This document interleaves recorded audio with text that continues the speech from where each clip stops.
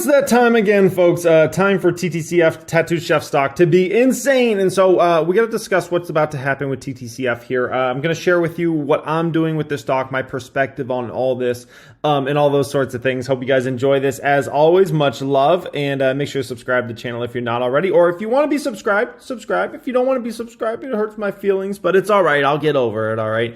Alrighty, guys. So to recap kind of the past, let's call it year of Tattoo Chef, it's been quite a roller coaster ride nonetheless, right? With some big ups, some big downs, and obviously ever since fall time of 2021, the stock, fell off a cliff, just like pretty much every other stock in the market that's fallen off, specifically any small cap stocks, like a Tattoo Chef obviously falls in that category. Ever since the fall time, it just, fell. And so it's been just a kind of a vicious year from a stock price perspective. And the valuations obviously come down massively for this company now, and the fundamentals are pretty outstanding. And the growth for this company over the next 5-10 years is just beyond insane. Let's just put it that way. But as far as the market cap now, under $1 billion market cap on this one. Current price to sales ratio about 4.4. Forward price to sales ratio on this company is a 3 and some change likely. We'll see where their guidance ends up coming out at. Price to book on this one's around a 4 right now. So, when it comes to TTCF, this has just been a stock that kind of came public at a little bit of a bad time. They kind of came public, kind of toward the end of the FOMO cycle in the market. And, obviously just a lot of folks ended up probably buying the stock that really didn't even care about stocks or the market or really understand how big the opportunity is. And a lot of those folks ended up just kind of selling out over time as those retail folks left the market, right? Certain retail folks that are staying in the market. And if you're watching this video, you're one of the core retail folks, right? Like you're staying in this market, you're in it for the long term for companies in how they're going to prosper over time and increasing your ownership positions of those companies, right? But a lot of people, they didn't think about that. They thought of it as kind of like a gambling game and like, oh, I'm going to try to make, $100 today. And I can't do anything. I'm at home. So I might as well just try to trade stocks and things like that. And so this was just one of probably, 20 or 30 different stocks that got caught up into kind of that cycle. But the difference with Tattoo Chef versus a lot of those companies have very questionable long-term growth. With the Tattooed Chef, their growth is going to be ridiculous for a long, long time. And it's not like this is some crazy business model or something like that. I think that's very important to understand, okay? The next thing to understand about this company is extremely vital. This is one of the most shorted stocks in the market, okay? 21, that's, its positioning as far as the short list goes. Heavily shorted stock. And so you got to understand there's going to be a lot of things that happen when you're a heavily shorted stock like that. You're going to have, message boards and things like that. It's going to be filled with short sellers and even short sellers using bots and things like that. And basically their goal is to just post a bunch of negative stuff and try to like thumb up posts or whatever, and then try to get you to sell out of your shares essentially, right? Because fear sells. And so they'll just keep bringing up the same negative stuff. And if you see, it's like, do these people have any life? Like they're just down, just try to, talk crap about the company 24/7. And that's what they do. And every day of their life, they're on there, the weekends, weekdays, anything. They try to get people to sell out of the stocks by any means necessary. So the stock price goes down. So they make money, right? And so you're going to have games like that. You will have some sort of manipulation plays with the stock price, but you only really get that if you're talking about a lot of big funds and investors are involved in it. They could do some manipulation type plays. It happens all the time in the market. And so you got to understand when you're in a heavily shorted stock, yes, that's kind of a beautiful thing because the short squeezes can be epic and sometimes can last weeks, months, or even a year plus, which can be, a pretty fun time if you're on the long side. But on the flip side, you got to understand you're going to be, the stock's going to be constantly attacked. It's going to constantly, they're just going to keep bringing up the negative stuff, and any negative number, they're going to try to post it and just, oh, look at, they missed this number over here, and try to get people to sell out any way possible. Most people don't fall for that crap, but, there are some people that do unfortunately fall for it, and they're like, oh my gosh, yeah, I saw 3 posts in a row and they're all negative, so I guess I got to sell my $5,000 worth of, TTCF stock. And so that's unfortunate, but you got to understand that's part of the game. That's part of the stock market game. There's no way of outlawing it or something like that. That's not like how this works. Like they're going to be around, and I'm not afraid to invest in companies that have heavy short positions. As long as I believe in the fundamentals of the company, where that company's going over time, that's all I personally care about.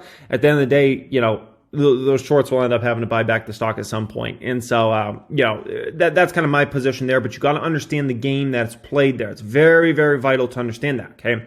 Now, what's about to happen is in a few hours from now, Ttcf's about to announce their fourth quarter 2021 numbers. All right. Now, we're going to go over those numbers in just a moment, kind of what I'm expecting from them and things like that. So we'll go over that in just a moment. But it's very important to understand that in this earnings call, here's what could happen. Okay. Not only are they going to announce whatever numbers they did for this past quarter, the fourth quarter 2021, but what could end up happening in this earnings call that's about to happen is they might potentially, keyword is potentially, because not all companies are doing this, I would call it like a 50-50, they might potentially guide for next quarter's numbers, and even more importantly, much more importantly for Tattoo Chef, they might end up guiding for the overall 2022 numbers.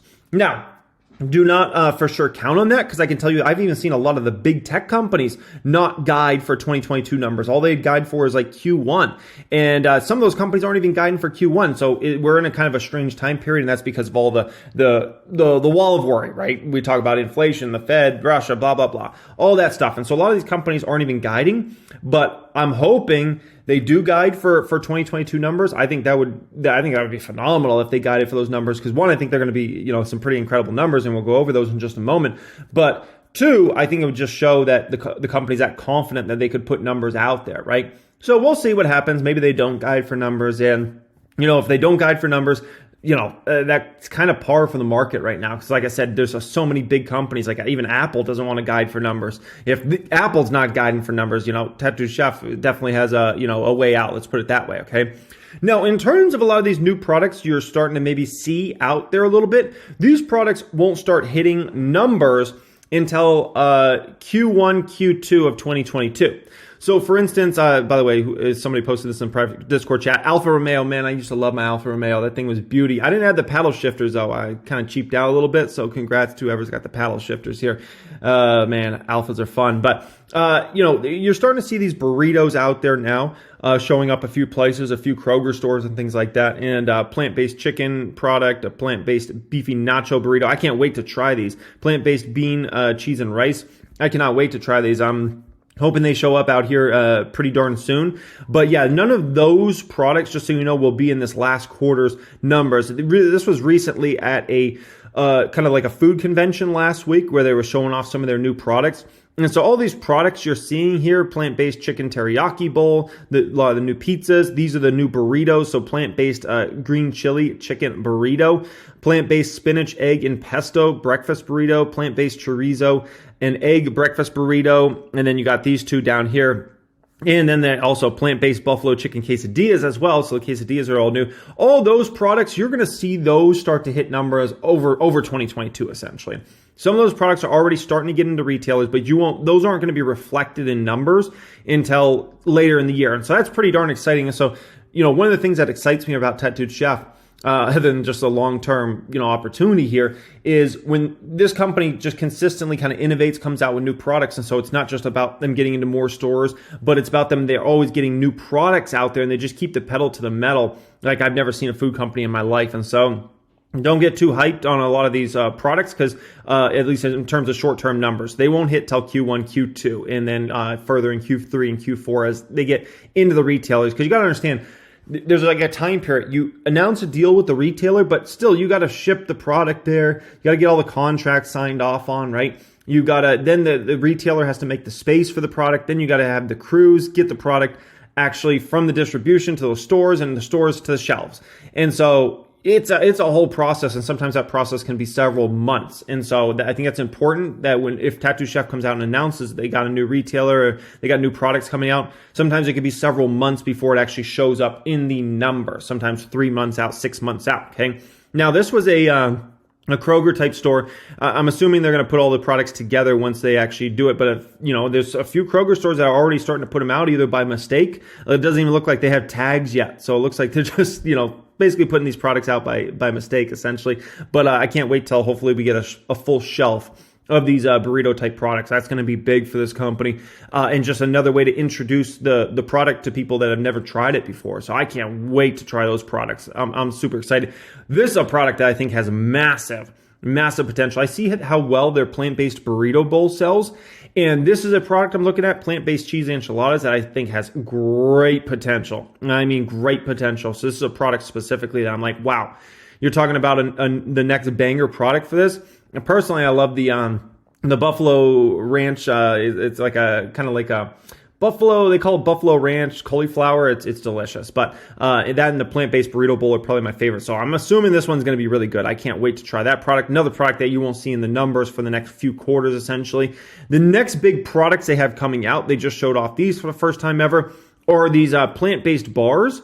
And these are actually going to be refrigerated bars. And so this is a crazy big opportunity. They're going to actually be somebody that grows that space in a massive way, because you can either go like ambient products, right? Like launch products that they don't need any sort of refrigeration or anything like that. But this space, you think about the competition in the traditional space. There's a lot of competition. There's no doubt. I think Ttcf could be successful in that even as well. But there's a lot less. There's like hardly anybody that has refrigerated bars. So I think they're actually going to be somebody that builds out this product category and is actually a partner to retailers on a much deeper level than traditionally. So I can't wait to try these babies. Those probably looking at minimum 2 months till you see those on retailer shelves, but probably closer to 4 months, I would say, in my personal opinion. But I can't wait for that. And they do have a private label business, obviously, in the bar business and a few other businesses. And they did mention that they could be potentially increasing price for some of those products. So that's good news as well, okay? This was hilarious, okay? Somebody in the private stock group, Bruno, I think, did this one. We need to get Graham on this, okay? The oat butter Graham bar, okay? We need his face on that in the Tattoo Chef. How can we make that happen, man? That's I'm gonna have to talk to G-Man about that. That's amazing. Alrighty, guys. So let's talk about numbers here. So as far as the December quarter goes, 29% revenue growth is expected. I think that's a number that's definitely in the realm of hitting that number. Let's just put it that way. I think there's no doubt in my mind that they can hit that number. It's just a big question of, do they beat that number? And if they do beat that number, how much do they beat it by? And from my perspective, the sell-through looks incredibly strong. The velocity looks ridiculously strong, meaning how fast they sell through the products. They're getting on, obviously, more store shelves as well.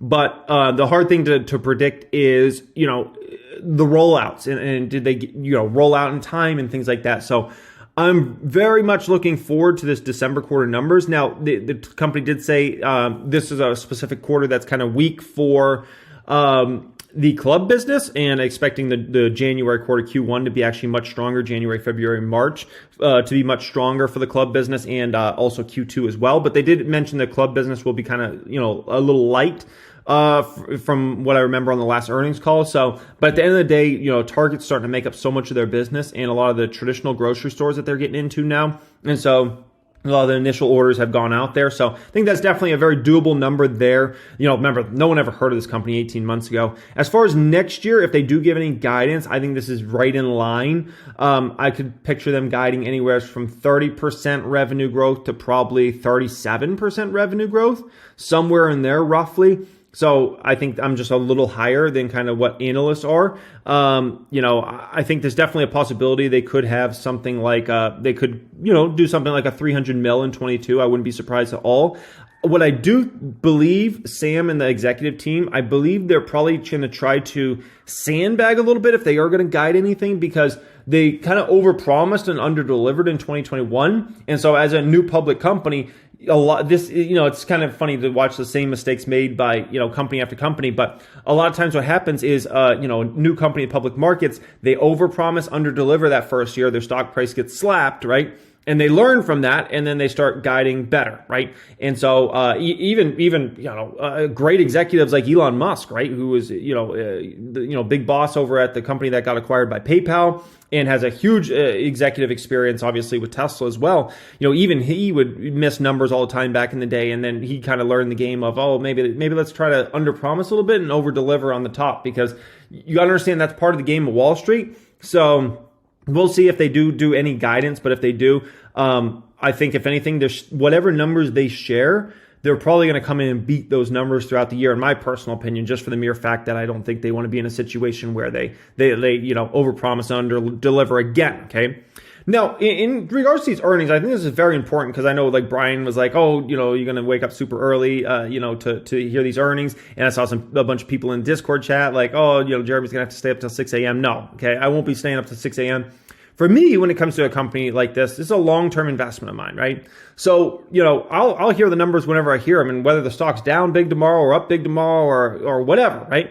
It is what it is. It's like, from my perspective, let's say the stock's up 20% tomorrow. Am I selling the stock? No, I'm not selling the stock. In Tattoo Chef's a great deal, whether the stock price is at 13 tomorrow or 9 tomorrow or 11, it doesn't make a difference. Like, it's all a steal deal at the end of the day anyways, from where I think this company's going over time.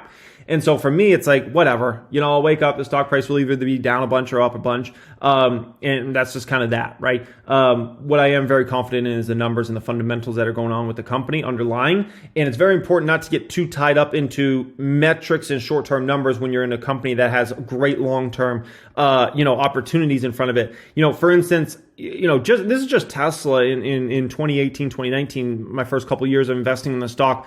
All the reasons the stock tanked, okay?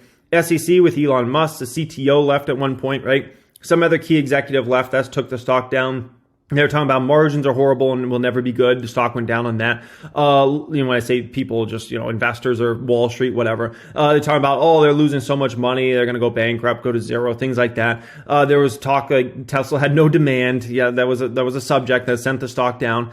Elon said the stock's too high. That sent the stock down. There was a fatal crash. I know that's crazy. Like, yeah, a car company with a fatal crash. Oh, that's every car company out there. But Tesla had a fatal crash, and that sent the stock down. I know what you're thinking. That sounds ridiculous, but yes. Oh, they had a car catch on fire. That sent the stock down. Yeah, like every car company in the world probably has cars catch fire every single day. But because it was a Tesla, it was like huge news. And then all of a sudden it was like, that sent the stock down because all the Tesla caught fire. They missed some earnings numbers. That sent the stock down. They missed a delivery date. That sent the stock down. Cars are parked in, this is a great one. Cars were parked in a parking lot, which meant Tesla's making cars and they couldn't sell them. That was a thought process. Like, there was drone photos and these pictures that short sellers were taking. They're like, look, there's a bunch of Teslas parked over there. So it means Tesla's just making cars to make cars. And it's like, what? Oh, what are you guys talking about? Okay. And these were all real subjects, right? And so when it comes to something like TTCF, you just got to understand, man, they're going to, you know, the short seller is going to point out whatever's bad with those earnings tomorrow. If there's anything, they'll find it and they'll just talk about it and regurgitate it over and over and over and over and over again. And that's going to be that. At the end of the day, I'm going to continue to buy the stock throughout 2022. Regardless if that stock goes down tomorrow, up tomorrow, doesn't do a thing, I will be a buyer. That's just me. That's my name in the game. And I'm not going to get shaken out of the stock because, you know, some metrics miss short term or something like that. And if the stock goes up a ton, great. Like, I'm not selling the stock anyways. I'm holding the stock for, you know, years to go in the future. So it makes no difference to me. So yeah, that's my perspective on that, guys. I hope you enjoyed this video. As always, if you want to take advantage of basically checking out my free 15-part checklist for how I pick stocks, check out pinned comment down there. I'll have that as a pinned comment. Make sure you subscribe to the channel if you want to be. Much love and have a great day.